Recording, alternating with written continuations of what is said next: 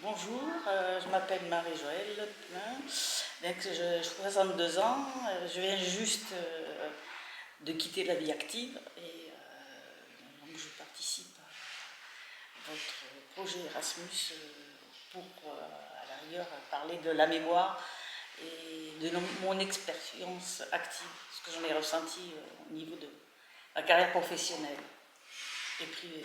Voilà. Et moi, je m'appelle Yvan Herman, j'ai 24 ans et ça fait 1 an que je suis entrée dans la vie active. Donc, mon point de vue est très différent. Félicitations. Et voilà. Je fais partie des jeunes qui donc s'interrogent sur votre vision de cette période. Et donc, je vais commencer par la première question. Est-ce que vous avez participé récemment à une manifestation qui vous a marqué?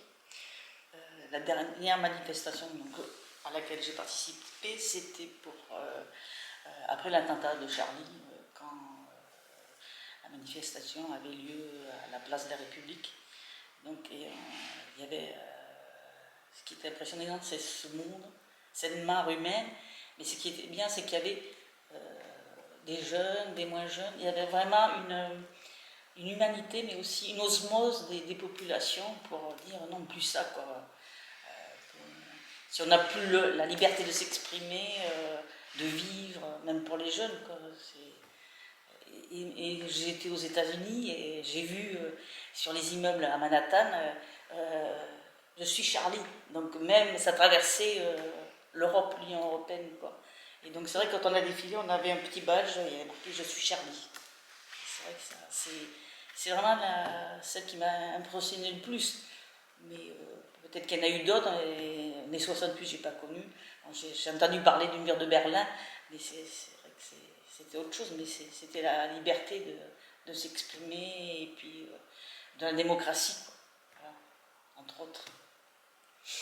Est-ce que donc, peut-être pas les manifestations, mais d'autres expériences d'engagement ou de prise de conscience politique peuvent être comparables à ce que vous avez vécu lors de cette manifestation? En fait, le fait d'avoir participé à cette manifestation, c'est l'impression de solidarité, de lien entre les peuples. Parce que j'étais aussi en 97 en Espagne, en Andalousie, quand il y a eu l'assassinat d'un jeune maire par l'ETA. Et j'ai vu justement la population dire non à tous ces attentats, que ça devait s'arrêter, que bon, la guerre devait, enfin au niveau de l'Espagne, devrait mettre fin à toute cette chienlit, quoi. Comme d'ailleurs un peu aussi en Corse, il n'y a plus comme il y avait avant des attentats contre le gouvernement ou l'État, quoi. Voilà, quoi. Mais les dernières manifestations, j'ai vu certaines manifestations justement des gilets jaunes, mais par les médias, donc ça je ne l'ai pas vécu. Dans la dernière vraiment que j'ai vécu jeune, c'était une manifestation contre la loi de Vaquet pour l'enseignement, mais c'est des choses. Et là, c'est impressionnant parce qu'il y avait la police avec les canons à eau qui vous bombardaient de l'eau. Donc bon, pas bouillé, mais ça va. Mais il faut que ces manifestations existent, puisque c'est aussi un droit d'expression de la liberté, quoi. Donc c'est ce qu'on nous a inculqué, la liberté, égalité, fraternité. C'est ce que représente la France. Donc jusqu'à là, si ça peut perdurer, tant mieux. Et est-ce que pour vous, les manifestations sont la meilleure manière de s'engager sur le plan politique et social? Est-ce que vous avez d'autres... Je pense que la manifestation, ça permet de s'exprimer, donc c'est un droit. Mais il y a peut-être d'autres moyens, justement, par des actions, entretenir les forêts, ou ce qui est fait des fois une fois par an pour nettoyer les plages. C'est aussi un moyen de s'exprimer. Il n'y a pas que par le biais des manifestations, mais aussi par une action. C'est-à-dire où faire des dons, mais pas des dons que humains ou physiques, mais s'engager, quoi. Oui. Pour une idée, par exemple, pour l'écologie, pour l'environnement. Mais la manifestation, c'est un permis de s'exprimer.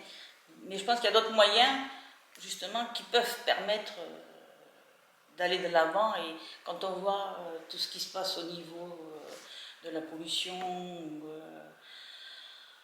de la dégradation des plantes ou des animaux, je trouve qu'il faut s'engager aussi pour protéger les animaux, mais la forêt, la faune et la flore.